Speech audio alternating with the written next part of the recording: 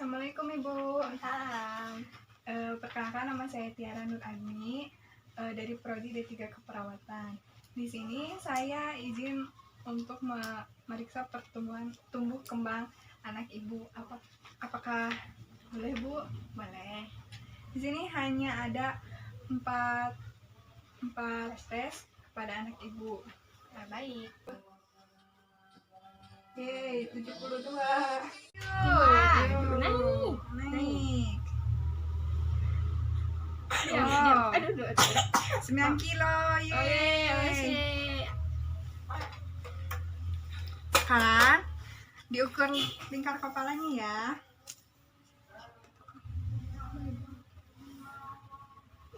Belum. Bentar. 46. Udah. Makasih. Ini pegang. Yeay. Pinjam. Udah.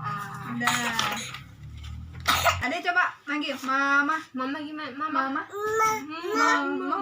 Abu. Ayo abu. Nak, bibi kuma bibi. Iya, pintar. Ambil deh. Ambil. Ambil. Ye.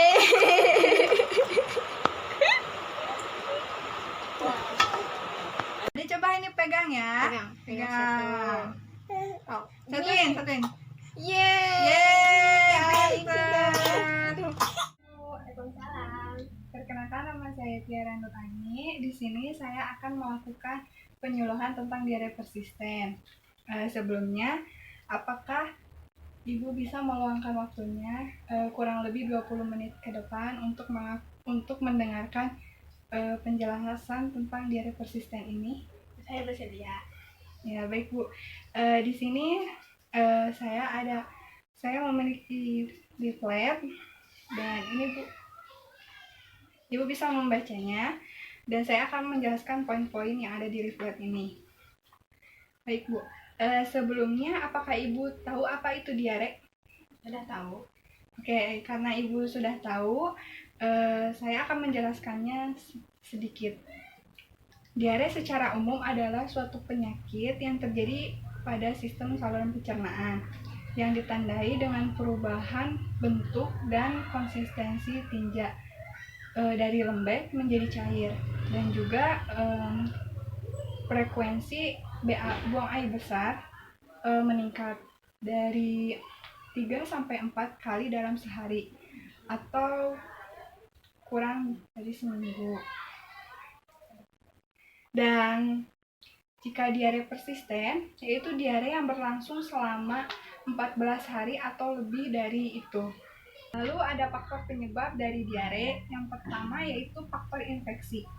Ada faktor infeksi interal dan juga faktor infeksi parenteral.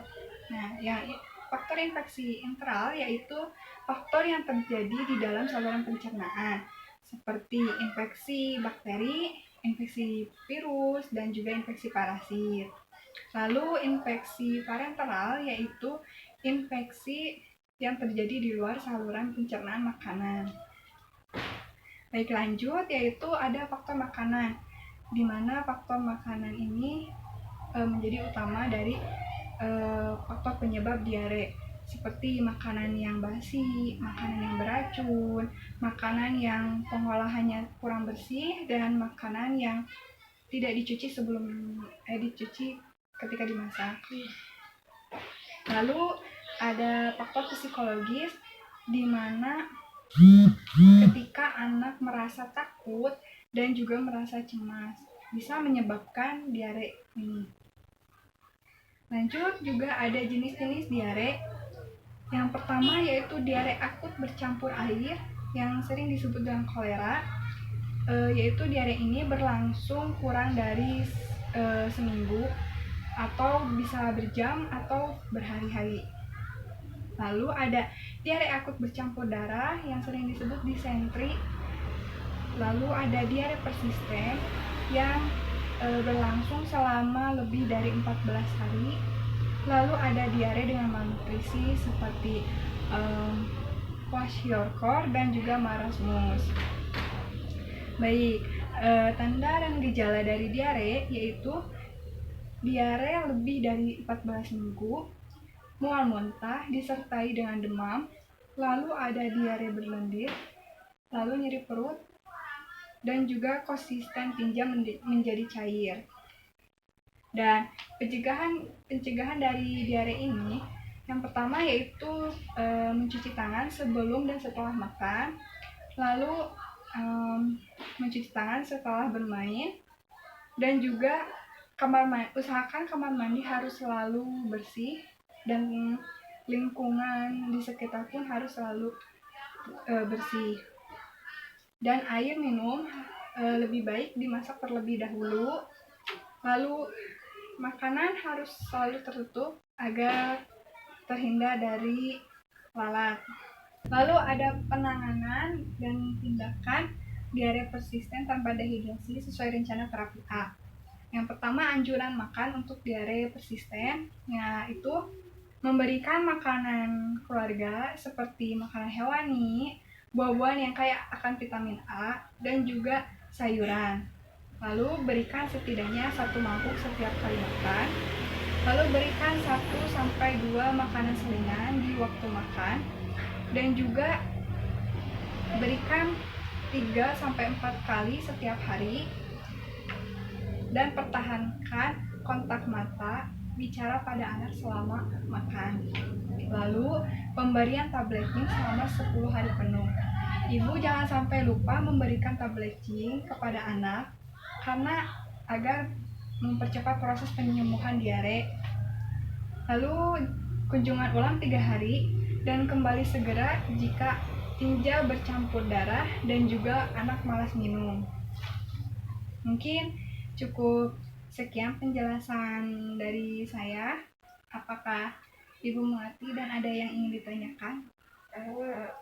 Bagaimana pencegahan yang paling utama pada pencegahan diare ini? Pencegahan utama pada diare ini yaitu lebih sering mencuci tangan ketika sebelum dan sesudah makan, dan juga ketika sesudah keluar dan sesudah bermain. Lalu air minum harus selalu dimasak dan makanan harus selalu tertutup agar tidak dihinggapi lalat. Apakah ada lagi yang ingin ditanyakan, Bu? Sudah cukup. Baik, sekian penyuluhan dari saya tentang diare persisten. Terima kasih atas waktunya, Bu, dan mohon maaf bila ada kesalahan. Semoga bermanfaat, dan assalamualaikum warahmatullahi wabarakatuh. Waalaikumsalam warahmatullahi wabarakatuh.